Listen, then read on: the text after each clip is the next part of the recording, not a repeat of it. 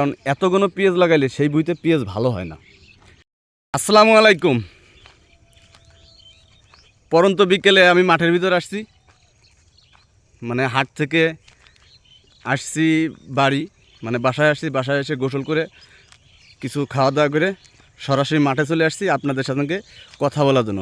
তো দেখেন, মজার একটা ভিডিও আপনাদের দেখাইতেছি।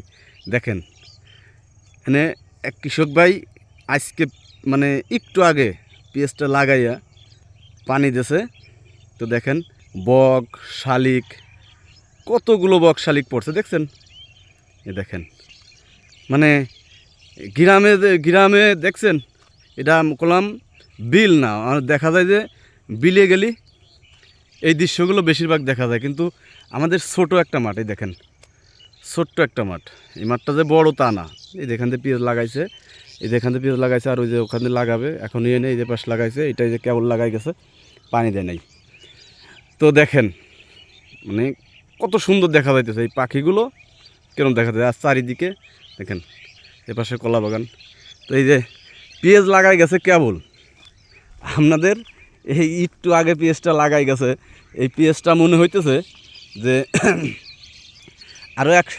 আরও এক সপ্তাহ আগে লাগাইছে, সেরকম মনে হইতে দেখছেন। কিন্তু এই পেঁয়াজটা কেবল লাগায় পানি দিয়ে গেছে।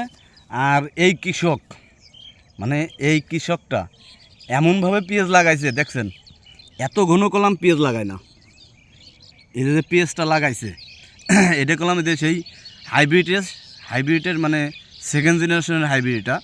তো এই পেঁয়াজগুলো এত ঘন লাগায় না, ইনি কলাম মাত্রা ছাড়া ঘন লাগাইছে দেখছেন।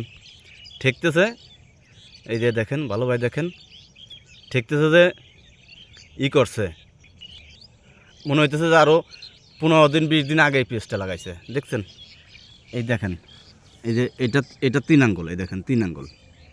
এই হাইব্রিড পেঁয়াজ 3 আঙ্গুল 4 আঙ্গুল এত ঘন কি লাগায়? এত ঘন কিন্তু লাগায় না। মানে আমি ছোটোখাটো কৃষক হিসাবে আমার যতটুকু অভিজ্ঞতা আছে, আমার জ্ঞান থেকে আমার যেটা আসছে আমি সেটা বললাম। কারণ এত ঘন পেঁয়াজ লাগাইলে সেই বুইতে পেঁয়াজ ভালো হয় না। আর ভালো হইলেও আপনার পেঁয়াজ কিন্তু বড় হবে না, পেঁয়াজটা হবে মাঝারি হয়ে যাবে। এই জন্যই আপনারা যারাই পেঁয়াজ লাগাবেন এটা হিসাব করে লাগবেন, জাতের সাথে পেঁয়াজের যে জাতের সাথে অনুসারে আপনারা এই পেঁয়াজটা লাগাবেন। কিং, মেটাল, সুপার কিং, মানে এইগুলো একটু ঘন লাগান যায়, কারণ এই পেঁয়াজটা বড় হয় কম, ওটার ফলনও কিন্তু কম। আর এই হাইব্রিডের ফলন যেমন ভালো, এটা আবার হয়, পেঁয়াজটাও বড় হয়। এই জন্যে এত ঘন লাগাবেন না আপনারা। ধন্যবাদ।